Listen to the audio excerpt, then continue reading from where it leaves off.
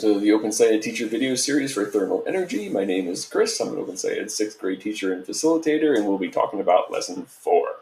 Lesson 4 is full of turning points and changes in thinking from our students. It's a challenge. I'll be sharing lots of tips I found about where to linger and where to give more time for sense making and where you can move ahead a little bit quicker.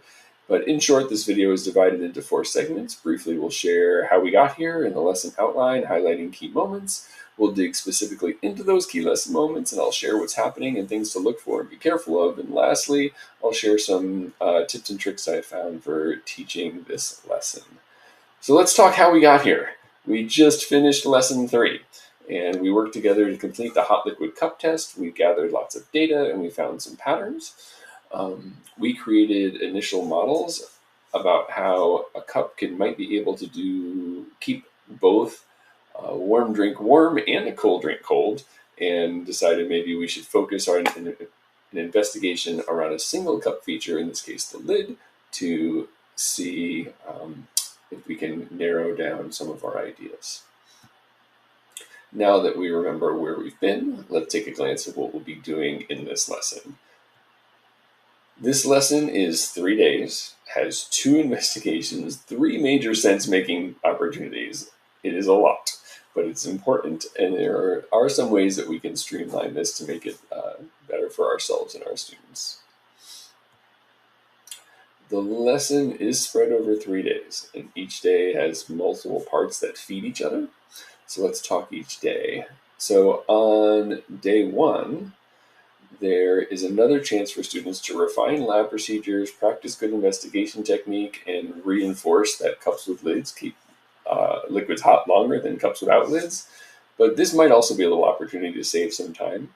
You likely already have some no lid data from your first 3 lessons, and you might want to consider just using that and pre-populating your data chart and starting this lesson at part 3.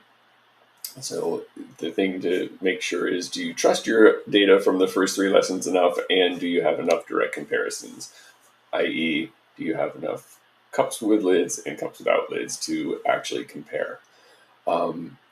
The last part is a key moment, though, and is a major transition because they start moving from thinking about temperature to thinking about mass and particles of matter, and how if they change a variable, they can get a new set of data.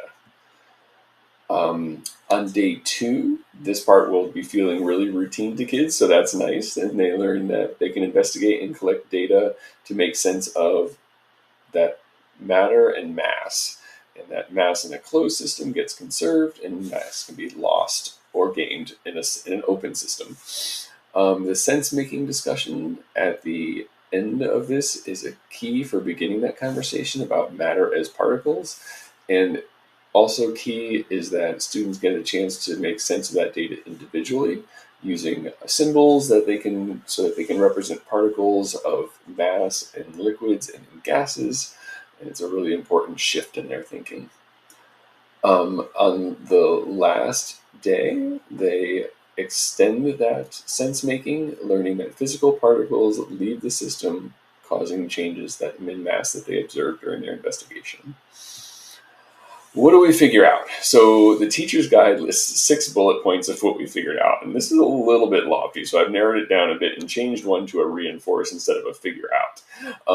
But they figure out that cups with lids help keep temperature. That's a reinforce. But that a cup with a lid is a closed system, which prevents mass loss, and an open system allows matter to escape, and that the system can lose mass.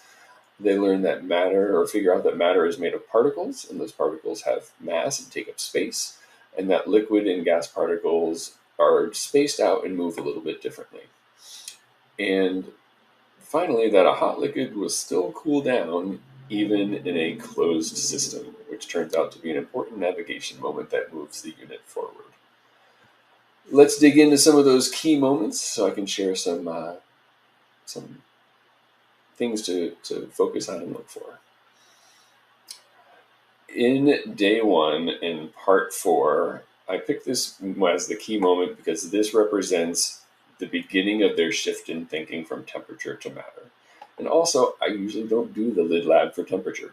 It's a bit repetitive and more often than not, my classes have enough data to do part 3 of this lesson about finding the mean and average just from our previous work. So, but during part 4, you are going to be modifying your original procedure. And there's really two choices here for students. Do you want to have them follow along and modify as you talk it through it, or wait till the start of the next day? And either way can be done. But the key question here is, do you think anything is getting in or out of the cup system? And that's what they're going to need to measure. When doing the lab itself, make sure that you zero your balances before every measurement and don't leave the cups on the balances. So, because that actually tends to skew your data. And the data you're going to end up with on day 2 during part 8 looks like this. And this is a data table from the teacher's guide, but my data almost always looks exactly like this, although sometimes I added a line at the bottom for average or mean. Or sometimes kids want to know what type of cups we're talking about in here, so we add those in. But the bottom line is that they figure out or realize that a cup without a lid loses mass, and a cup with a lid does not lose mass. And I would say, unless they're really insistent on it, that it's easier just to say that the cup with lids lose no mass, even if you get like a 0.1 or a 0.01 gram difference. Also, there are 3 word wall additions in this part for open systems, closed systems, and evaporation. Which brings us to part 9. This is the last part of day 2, and kids are going to struggle here a little bit, and it's okay to let them struggle.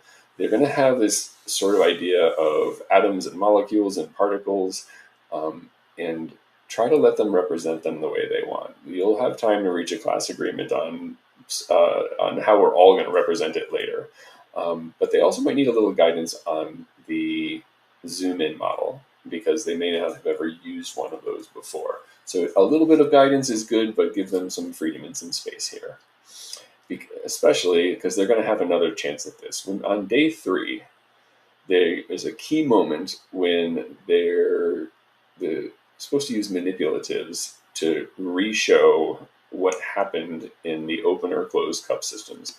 And I freely admit, when I first did this unit, I was like, wait, they just drew this yesterday. I don't really need to do this. I was so wrong. Like, this is that moment where kids, and especially those kinesthetic, like concrete learners, need something that they can like move around, and they're very, very ready to do this little part, using manipulatives to show the actual particles of water and air and evaporated water. I even now added to this a little bit, and my kids create their explanation in a little Edpuzzle video. It takes a little bit longer, but it's so worth it for their sense making. And then finally, there's this big final moment at the end of day 3 where they are summarizing in progress trackers. It's like 8 pages in the teacher's guide, but don't let this worry you. There's really 4 key points. Water and air are made of matter. Water and air particles are spaced out differently. Liquid particles can evaporate into the air, and that closed systems are different from open systems. And that last part is important because it will drive navigation and the focus of the unit from matter to energy. Because if nothing is getting in or out of a closed system, a cup with a lid, why does the temperature change? All right, let's talk some materials, tips and tricks, and some management. This lesson has a lot. One of the things to be aware of in this lesson is trying to create an artifact for everything. It will take you more time if you do, but there are a lot of things that get created. There are 2 data tables. There's a new set of lab procedures, lots of word wall words. We'll talk about them in a moment, and the example model for mass loss. Also, make sure you save the procedure for investigating the lid, because you're going to use it again later. There's also a new piece of equipment you introduce that kids may or may not know how to use. My favorite way of sharing how to use a digital balance is under a document camera, so they can actually see me press the buttons and know what the 0 button and the tare button and that kind of stuff means. There are also, in part 11 on day 3, you have to use manipulatives of two different kinds. I usually sort those out into cups for the kids ahead of time.